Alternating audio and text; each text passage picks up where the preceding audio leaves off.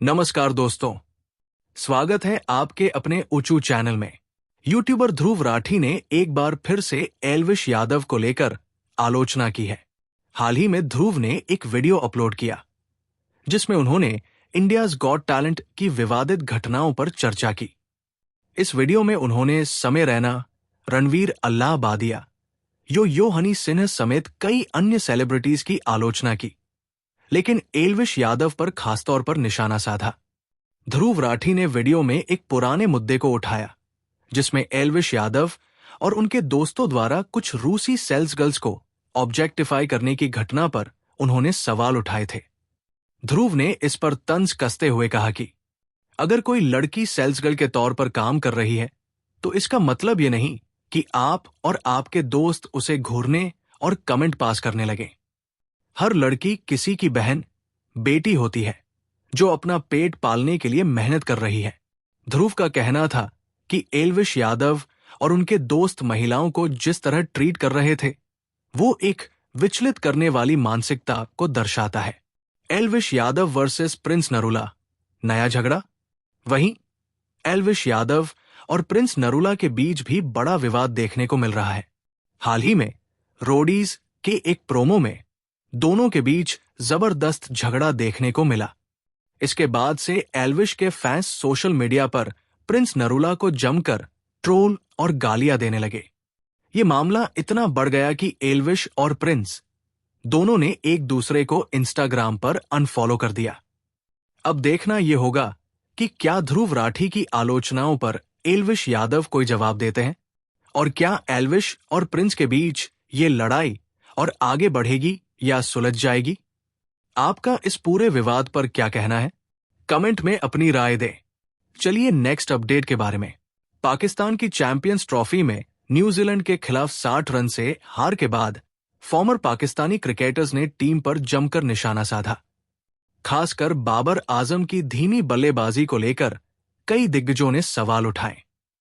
मोहम्मद हफीज ने कहा, बाबर आजम एक वर्ल्ड क्लास बल्लेबाज है।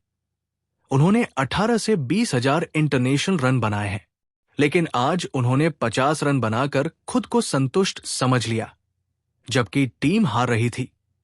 अगर यही हाफ सेंचुरी एक बेहतर इंटेंट के साथ खेली जाती और मैच को आगे ले जाती तो उसका कुछ मतलब होता, लेकिन इस तरह की पारियों से पाकिस्तान को नुकसान हो रहा है। शोएब अख्तर ने भी टीम की रणनीति पर सवाल उठाते हुए कहा, पूरी दुनिया जिस तरह क्रिकेट खेल रही है पाकिस्तान उससे बिल्कुल अलग खेल रहा है। कोई इंपैक्ट प्लेयर नहीं है, स्ट्राइक रेट बहुत धीमा है, रने बॉल खेलने का भी जज्बा नहीं दिख रहा। हम ढेर सारे रन लीक कर रहे हैं और हमारे बल्लेबाज मैच को आगे बढ़ाने में नाकाम हो रहे हैं। अगर सलमान अली आकर इंटेंट दिखा सकते हैं तो बाकी प्लेयर्स क्यों नहीं। बासित अली ने बाबर आजम की धीमी पारी की आलोचना करते हुए कहा, उन्होंने 80 बॉल में हाफ सेंचुरी बनाई और 64 रन 90 गेंदों में पूरे किए।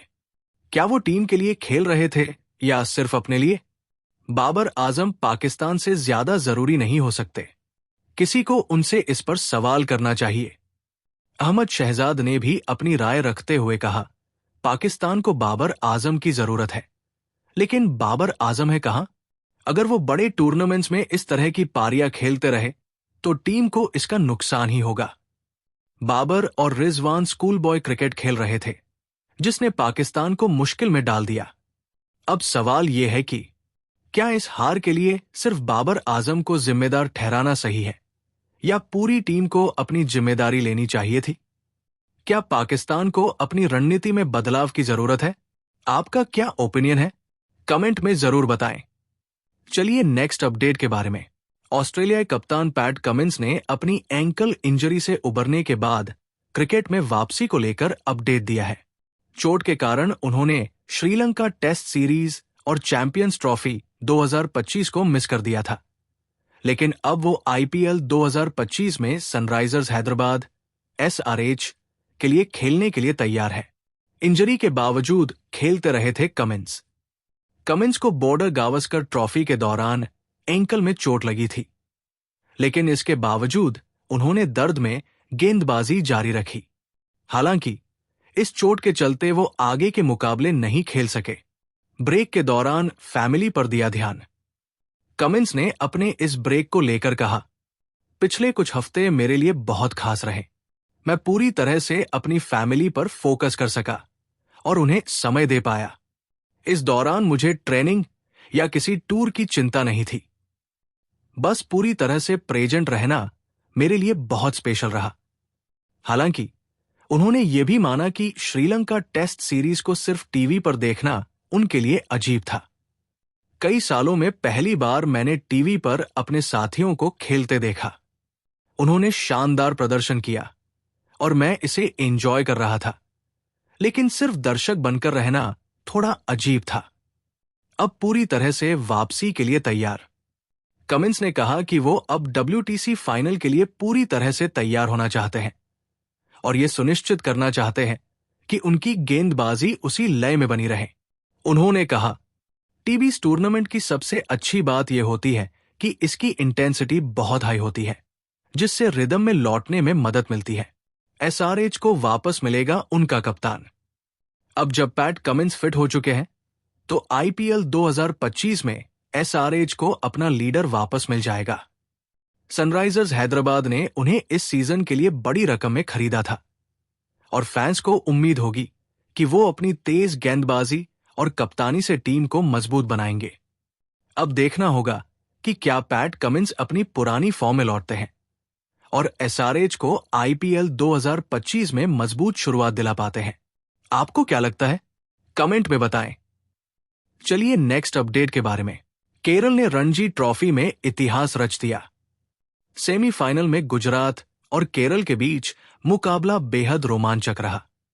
पहली पारी में केरल ने 457 रन बनाए, जबकि गुजरात 455 रन पर ऑल आउट हो गया। इस तरह केरल को महज 2 रनों की बढ़त मिली, लेकिन यही बढ़त उनके फाइनल में पहुंचने के लिए काफी थी। 74 साल के रणजी ट्रॉफी इतिहास में यह पहली बार है जब केरल फाइनल में पहुंचा है। दिलचस्प बात यह है कि क्वार्टर फाइनल में भी केरल को केवल 1 रन की बढ़त के चलते सेमीफाइनल में जगह मिली थी और अब सेमीफाइनल में 2 रनों की लीड ने उन्हें ऐतिहासिक फाइनल में पहुंचा दिया। केरल टीम के लिए यह एक अविश्वसनीय पल है और उनके स्टार खिलाड़ी संजू सैमसन ने भी इस पर खुशी जाहिर करते हुए कहा कि यह वही सपना है जिस पर उन्होंने और टीम ने 10 साल पहले भरोसा किया था। अब वे सिर्फ एक कदम दूर है। बस एक और जीत और रणजी ट्रॉफी उनकी होगी। अब देखना होगा कि फाइनल में केरल कैसा प्रदर्शन करता है, लेकिन जो भी हो, उन्होंने इतिहास तो रच ही दिया है।